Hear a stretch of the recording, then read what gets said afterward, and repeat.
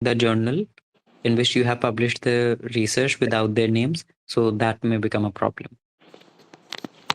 Another can be disputes over the order of authorship are also very frequent. As I said कि first authorship हमें मिलना चाहिए था, आपने second कैसे दे दिया? So that completely depends upon the integrity of research and the trustness, कि कुछ false ना हो आपके साथ, धोखाधड़ी ना हो आपके साथ. That also has to be taken care of. That's why in that sense you have to be very strong in this field, including with your laboratory members. So what is the responsibility of author? Authors have a responsibility to ensure the accuracy and reliability of research that they publish. As I said, final approval and also drafting of the complete research, also that is in proper format. जैसे पहले के lectures में हमने आपको बताया था citations कैसे होने चाहिए, तो रूल्स क्या होते हैं, 12 फॉन्ट साइज होना चाहिए, टाइम्स न्यू रोमन होना चाहिए, 1.5 लाइन स्पेसिंग होनी चाहिए, जस्टिफाइड अलाइनमेंट होना चाहिए, ऑल दीज थिंग्स. और the paper written in the format of journal guidelines. उसका भी हमने आपको एक लाइव डेमो दिखाया था स्क्रीन शेयर करके कि जर्नल गाइडलाइंस कहाँ पे, या गाइडलाइन फॉर ऑथर्स, इस तरीके से जो ऑप्शन होता है वहाँ पे आप जाते हैं. देन इमेजेस कैसी रखनी है, ग्राफ्स कैसे रखने हैं, पूरा टेक्स्ट एंड बॉडी कैसा रखना है, पेपर का वहाँ पे दिया रहता है. और सबसे इम्पोर्टेंट साइटेशंस कैसे करनी है, नंबर वाली या फुल नेम वाली.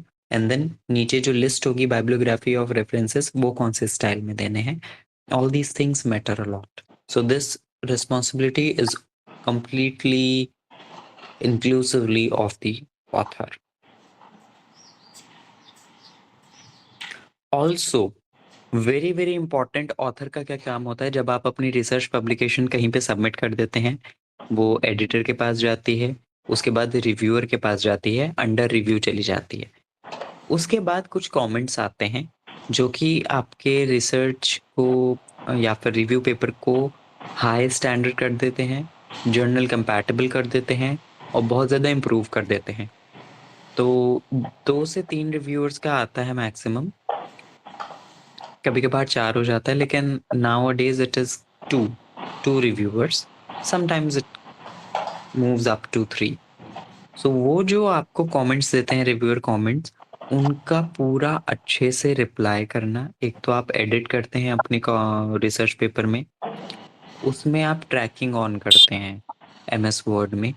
अपकमिंग लेक्चर्स में मैं आपको एमएस वर्ड में ट्रैकिंग और बलून्स किस तरीके से यूज़ करते हैं, जिससे कि आपने कहाँ पे कुछ एडिट किया है वो ट्रैक हो सके.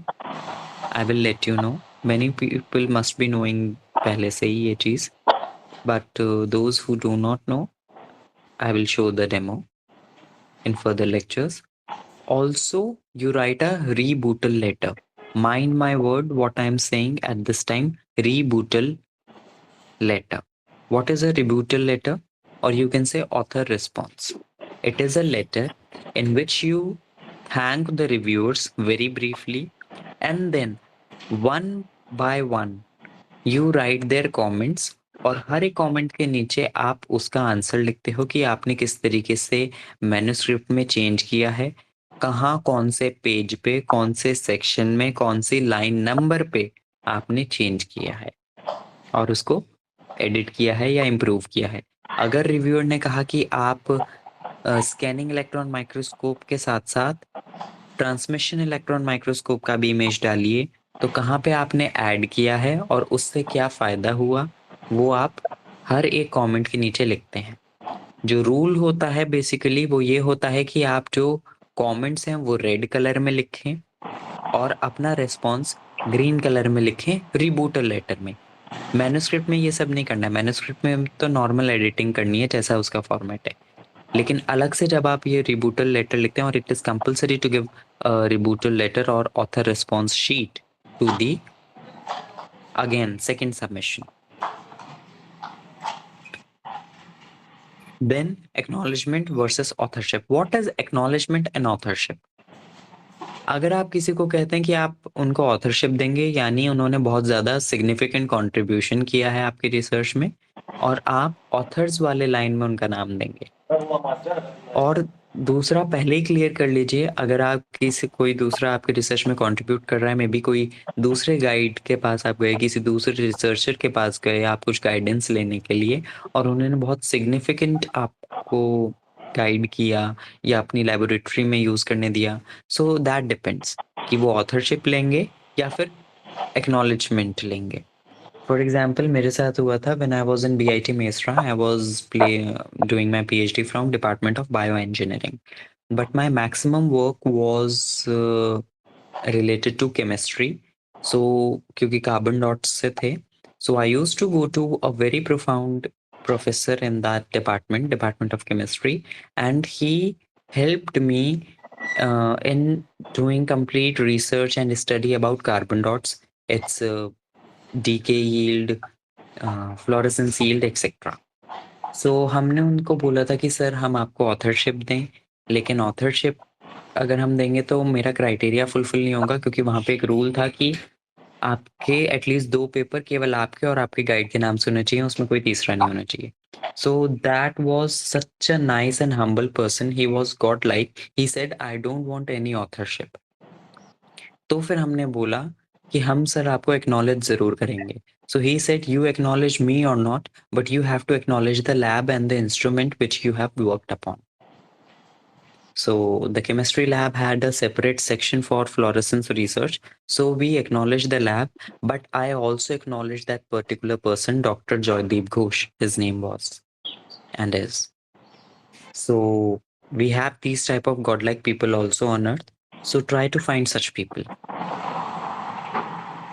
So my motive of dictating this to you was to differentiate completely between the authorship and acknowledgement.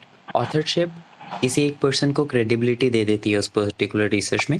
Acknowledgement कुछ ज़्यादा नहीं होता है, but you just acknowledge the person in your research, you respected the person.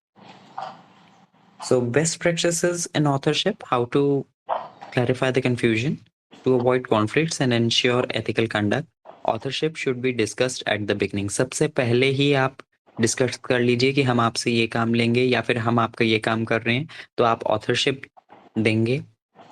हो सके तो written में कर लेना चाहिए विद सिग्नेचर्स, कॉन्ट्रैक्ट के जैसे कि आगे चल के कोई मुकर ना सके, क्योंकि बहुत कॉमन होता है कि किसी ने आपसे मदद ले लिया, पूरा रिसर्च करवा लिया, पेपर लिखवा लिया, एंड देन उन्होंने वादा किया था ऑथरशिप का और नहीं दिया। So you go for that thing. Maintaining transparency in contributions, documenting individual roles, and following established guidelines.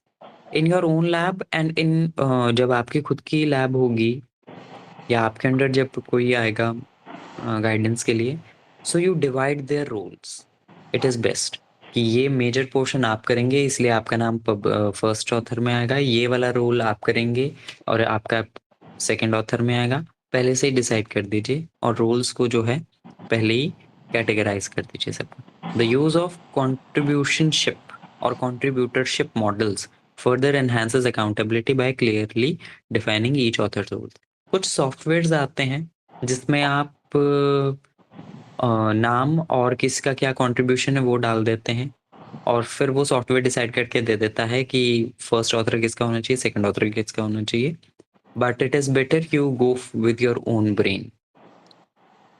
सो जितनी भी ये हमारा टॉपिक था इस वाली यूनिट का, इस सब टॉपिक का, सब्जेक्ट एथिक्स, एफएफपी, ऑथरशिप, उसका एक फाइनल फ्लो चार्ट ये दिया गया है।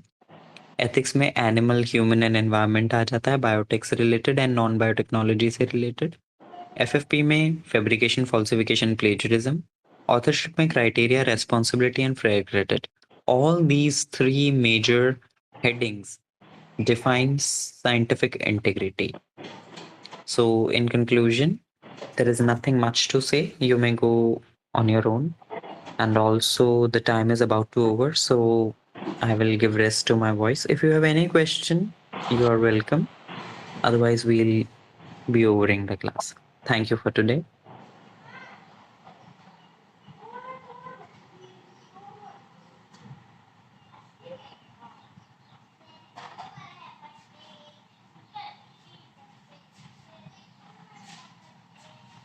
Okay, if there are no questions, then I may end the meeting.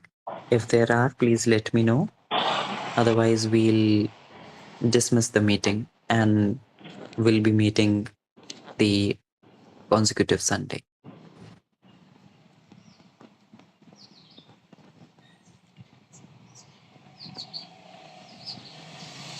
Okay. So I think no questions are there. So I'll be ending the meeting. Thank you all for today.